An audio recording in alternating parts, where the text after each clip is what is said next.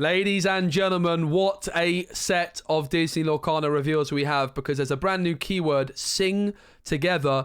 Ursula Deceiver of All, of course, from set 3, has skyrocketed in price in the last 24 hours, and that's because of her synergy with these cards. Of course, she reads, whenever this character sings a song, you may play that song again from your discard for free, then put it on the bottom of your deck. And the new keyword, sing together. We have a bunch of these cards, and there's also loads more reveals to look at as well.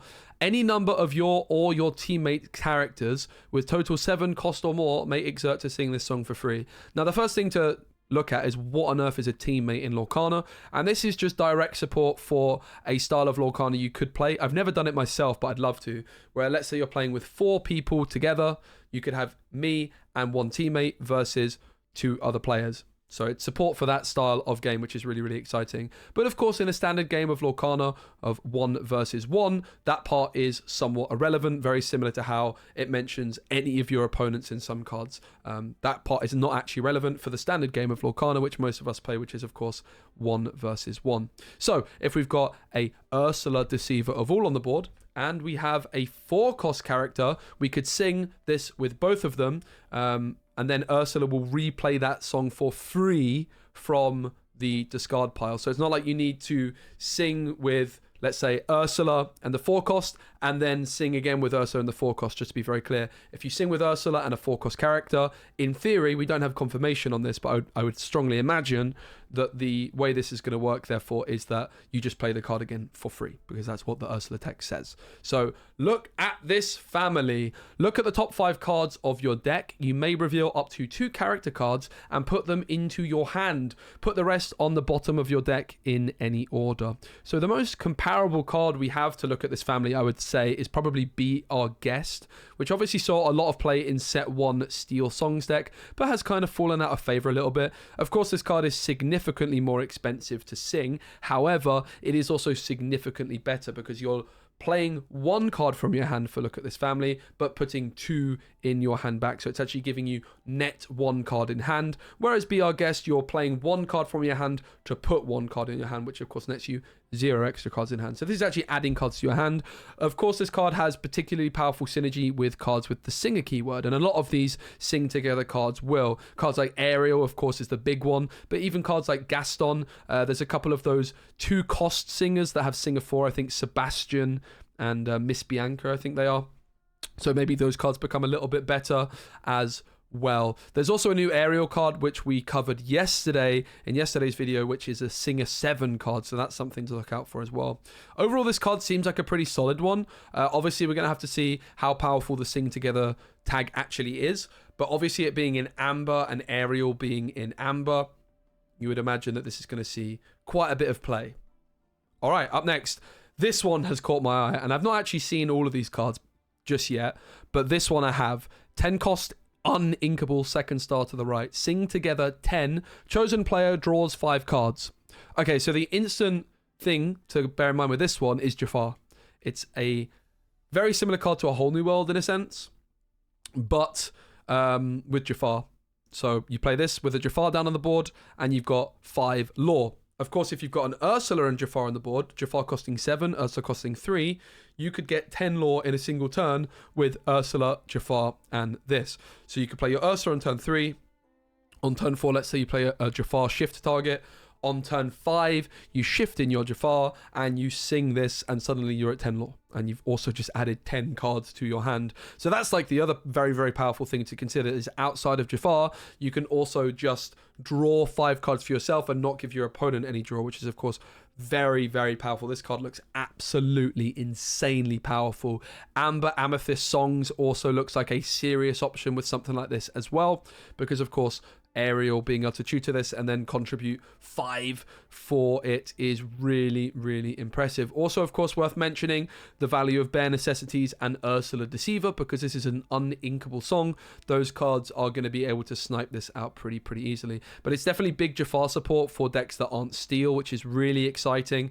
And overall, just looks like an incredibly powerful card. And one I'm very, very excited for. This new keyword is absolutely insane. I'm very excited for it. Okay, up next, Under the Sea. I don't think I've seen this one. An 8-cost uninkable song. Sing together 8. Put all opposing characters with 2 strength or less to the bottom of their player's deck in any order. Of course, this one doesn't have any Ursula Deceiver of All synergy particularly, even though it's an Emerald, because of course you don't care about doing it twice in one turn, but it does seem like a pretty powerful card. We've seen a lot of different cards with the -2 strength or less. This does seem like a card which would be very nice in Amber and Emerald, because you have the Stitch item, which every time you play a song you can lower the strength of an opponent's character. So there's a nice little bit of synergy there potentially. Very, very powerful tool. Amber Emerald at the moment really struggles with board control, and therefore this as a tool is going to be great. And the Aerial from set 1 is just looking absolutely fantastic with all of these songs. Absolutely. All right, up next we have A Pirate's Life, which is a ruby 6-cost inkable. Sing together 6. Each opponent loses 2 lore, you gain 2 lore. Okay, so if you sing this with Ursula Deceiver of All, your opponent's going to lose 4 lore, you're going to gain 4 lore. That's pretty interesting. Very, very interesting card indeed. Obviously, again, going to be pretty powerful with Amber potentially because of the Aerial and the Singer cards. This one does seem maybe the weakest of all of them so far, but in some kind of slow deck where you're just trying to stop your opponent from winning, that's a pretty interesting option. Also, I did want to mention, I kind of forgot about it, on second star to the right, I do also want to mention Mill as well as a combo with this card. At the moment, if you're playing Mill, you have to play Emerald with Steel and rely on a whole new world. However, Amethyst is got some interesting tools for Mill already, because you have cards like Broom, which add cards back to your deck. The current Steel, Emerald, Mill decks, you have to play significantly more than 60 cards, because you're just playing a whole new world, and therefore you're just hoping to deck your opponent out because you have more cards in your starting deck. But that obviously decreases the consistency of the deck significantly. However, with this now being a card, you could use Brooms to put it back into your deck, for example. You could also just force your opponent to draw cards, and you're not drawing any. So this does open up the potential of playing 60-card Mill decks. So Amethyst, Steel, Mill seems like a pretty serious option with a card like this. So it's a very, very exciting card for both Jafar and Mill. And who knows, maybe you could even play Jafar and Mill in the same deck. I'm not sure, but very, very, this one I'm really excited for. Pirate's Life, I mean, it looks very interesting, but I think it's probably the weakest of the songs so far. But of course, these cards are very difficult to evaluate because it's a brand new mechanic, and it still looks like a very, very interesting card. Oh my goodness, I'm excited for this set.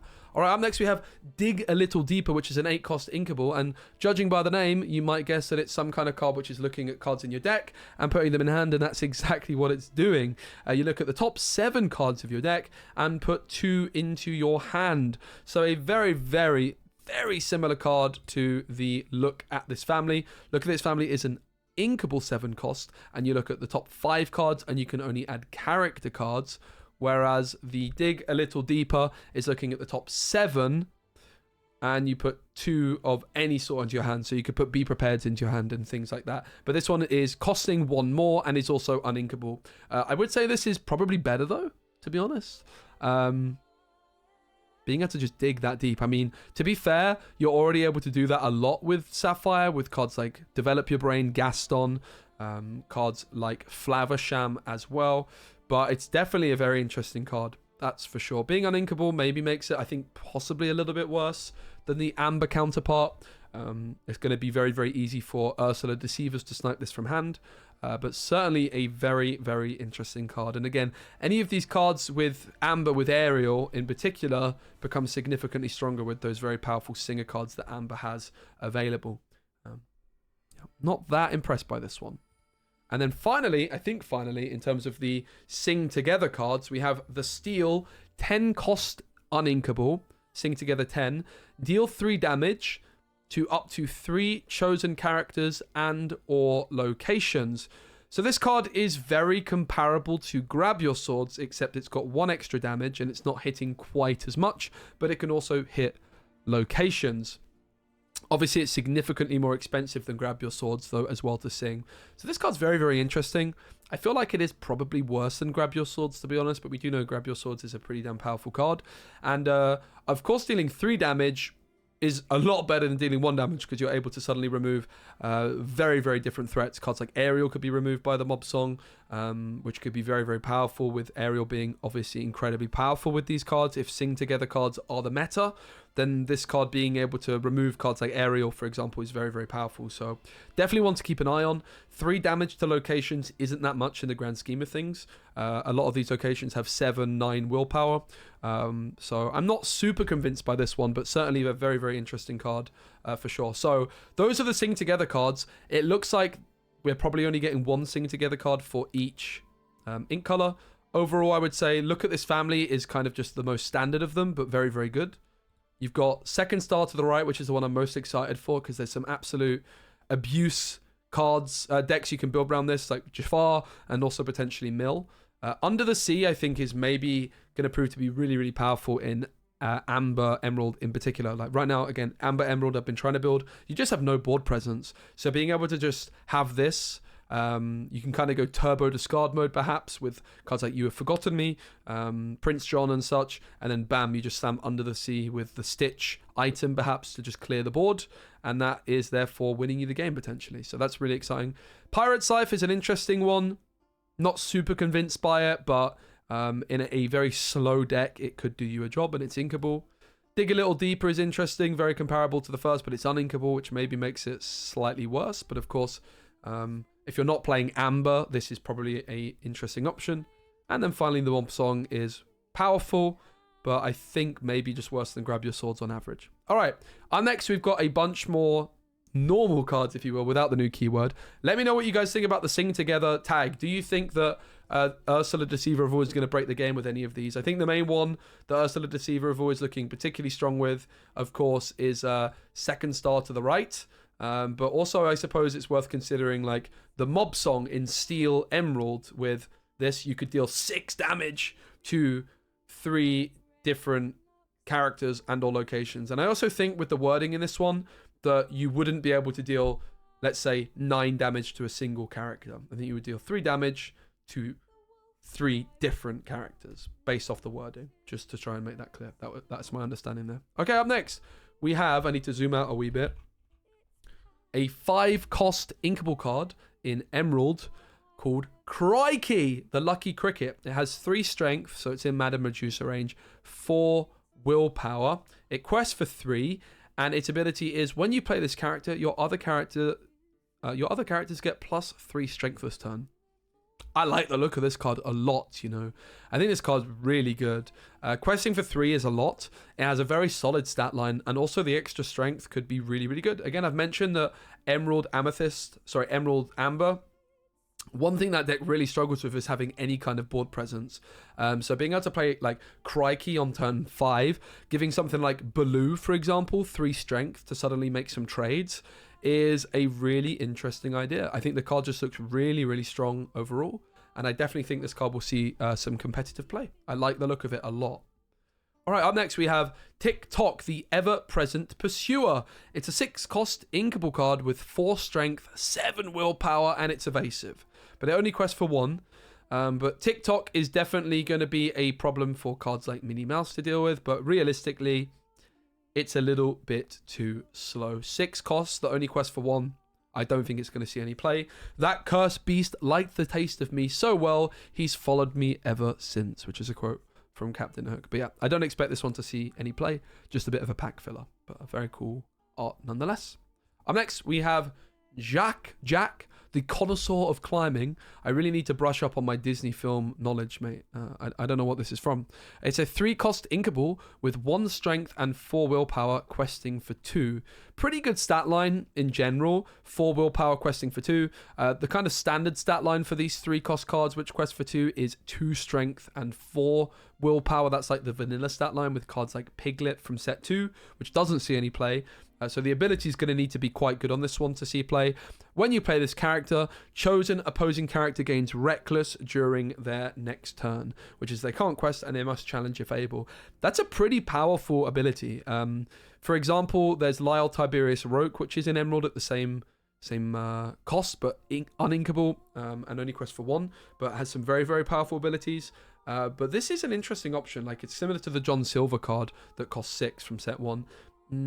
I imagine that this is maybe lacking a little bit, but I could see it seeing some play. For example, if you play this onto a merfolk, your opponent's merfolk can't quest and it has to challenge. So if you have a wide enough board where your opponent's not able to trade out all your characters and then keep their merfolk alive, they literally just have to sacrifice their merfolk, right? Merfolk, one way around the reckless keyword is if you're able to sing a song as well, by the way. So for example, you could maybe sing one of the sing together cards with your merfolk to stop this happening, which I'm sure is an interaction which is never going to happen, but worth noting. So pretty interesting. Reckless is countered by singing songs, basically, is the point to note there. I think this card's okay, but probably lacking a little bit. But you could play it. It's not going to be the worst card. But now, like, this is a card which, if it was set 1, would see some play. But now we're in set 4. I imagine it's just a little bit short, but we'll have to wait and see. Up next, we have a 2-cost inkable card, Khan, the Beloved Steed. It has 3 strength, 2 willpower. It quests for 1, and that is it. So very standard vanilla stat line. As silent as a shadow and faster than the wind, Brave Khan, the mightiest stallion. This one won't see any play unless it has a shift card down the line, and then maybe it could. Okay, up next we have a 4-cost inkable, Raja Royal Protector. I hope I haven't butchered that one. Honestly, my Disney knowledge is so bad. I really just need to sit down one day soon and binge watch a bunch of Disney films, which I'm quite excited for. 3 strength, 4 willpower, quests for 2. While you have no cards in your hand, characters with cost 4 or less can't challenge this character. As regal as his namesake and just as powerful. So similar to Tiana in the sense that it's rewarding you for having your hand empty. This one is inkable though. Characters of cost 4 or less can't challenge. That's pretty powerful. So this can't be removed by a Madam in Fox. Honestly, this card seems pretty good. I actually like the look of this card quite a lot. I think it's a very, very powerful ability. Captain Hook, the 5-cost from set 1, has a somewhat similar ability, where I think that's characters with cost 3 or less cannot challenge it. And that can be a real problem for a lot of players. A lot of the time, your opponent tries to challenge the Captain Hook with something, you're like, no, not today. And similarly, when you've got a Tiana exerted and your hand empty, a lot of people will try and play a song. And you're like, no. I had that in my in-person tournament in Poland. My opponent top-decked a Friends. They were like, oh, I'm going to cast Friends. So I was like, no, you won't. I've got Tiana on the board. She's exerted and my hand is empty. And that's actually another thing to note, that this card doesn't have to be exerted for its ability to be notified. But now, as I say that, I of course note that if it's not exerted, it can't be challenged anyway. I suppose Cinderella can't challenge it. Cinderella stealth-hearted, so it is slightly relevant. But she could challenge it because she costs more than 4, so it's not currently relevant. Okay. I think this card's quite good, you know. It's got a very impressive stat line. 3-4 questing for 2 is really, really solid. And its ability is also pretty good in the right deck. So I actually like the look of this one quite a bit in aggressive decks. I think it could be a really good card. All right, up next we have a location, Ursula's Lair. I'm going to zoom in a tiny bit here. I haven't seen this one yet. It's a 3-cost inkable card. It costs 2 to move a card in, and it has 6 willpower, gaining 1 law per turn. Slippery Halls. Whenever a character is banished in a challenge while here, you may return them to your hand. Interesting. So you could move a rabbit into Ursula's Lair, and then sacrifice your rabbit, and then you would be able to replay your rabbit again. I suppose it's still going to leave play only once, so it's not going to draw you an extra card, but then you just have the option of playing it again. Maybe better with a goat, therefore, right? You move a goat in there, you challenge with your goat goes back to your hand, and you can replay your goat in certain situations. Pretty interesting. Could also be good maybe with rush characters, for example. Like you rush in with a Queen of Hearts or the Rocket Stitch in Ruby, and then they come back to your hand and you can replay them. And the other ability is Seat of Power. Characters named Ursula get +1 law while here. Pretty difficult to evaluate. I don't love the look of it, honestly, with the fact that it's being uninkable. But locations we know are very, very difficult to evaluate in general.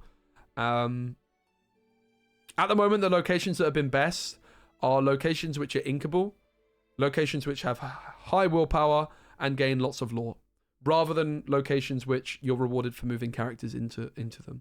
So I don't love the look of this one, to be completely honest, but we'll have to wait and see. Okay, a new Elsa card. I haven't seen this one yet.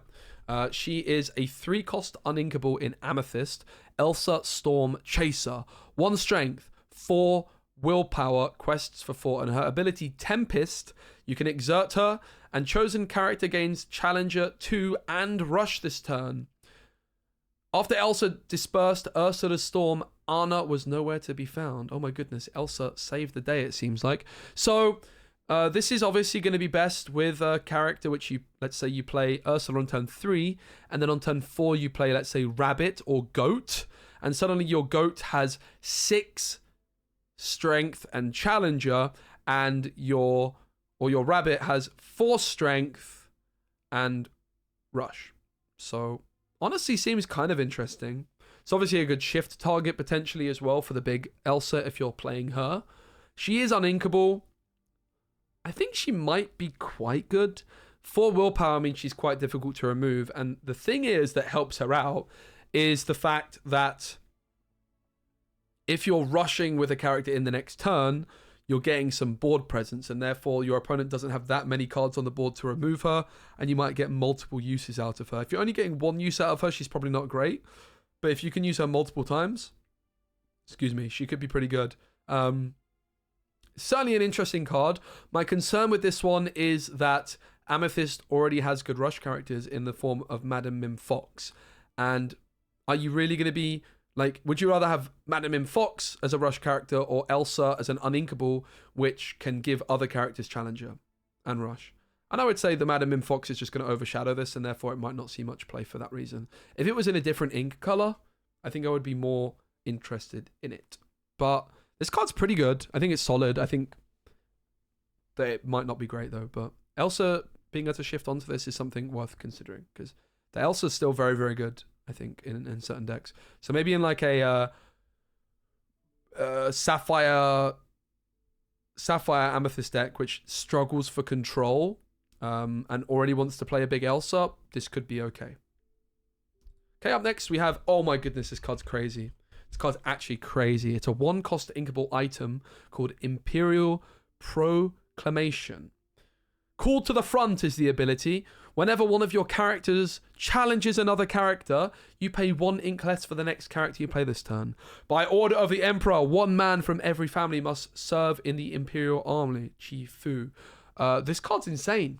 Wow, this card's very, very, very, very, very good. Oh my goodness. So Ruby really struggles for card draw. So decks, for example, like Ruby Emerald, it's really difficult to get to that 6 ink threshold of playing cards like Madame Medusa, Lady Tremaine. Obviously, the other thing that comes to mind is Flaversham. This card, you can get its ability a few times, play it really cheaply, and then just Flaversham it away to draw cards. So in a Ruby Sapphire deck, this card looks insane because of Flaversham.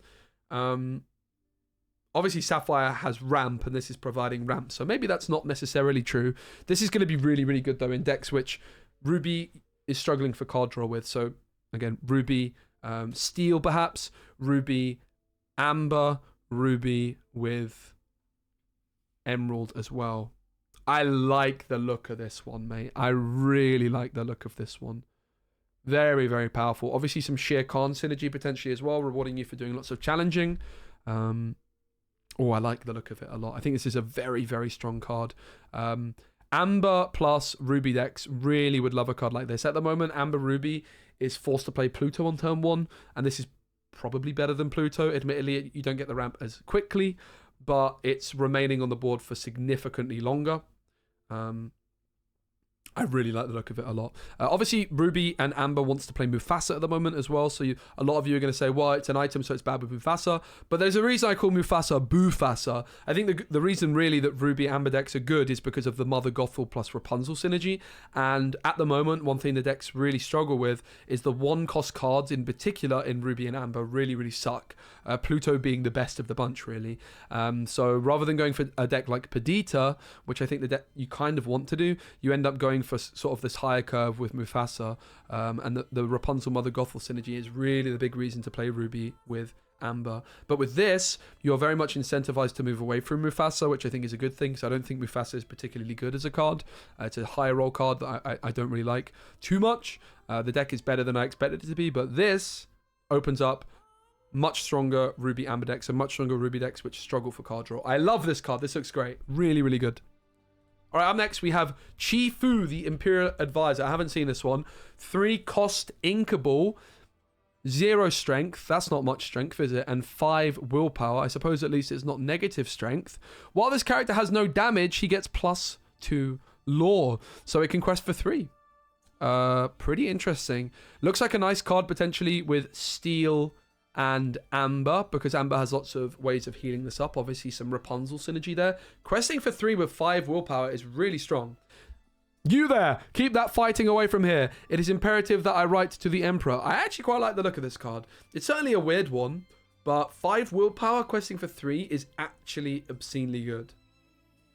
And your opponent's incentivized to damage it, which therefore gives you some healing potential with Rapunzel.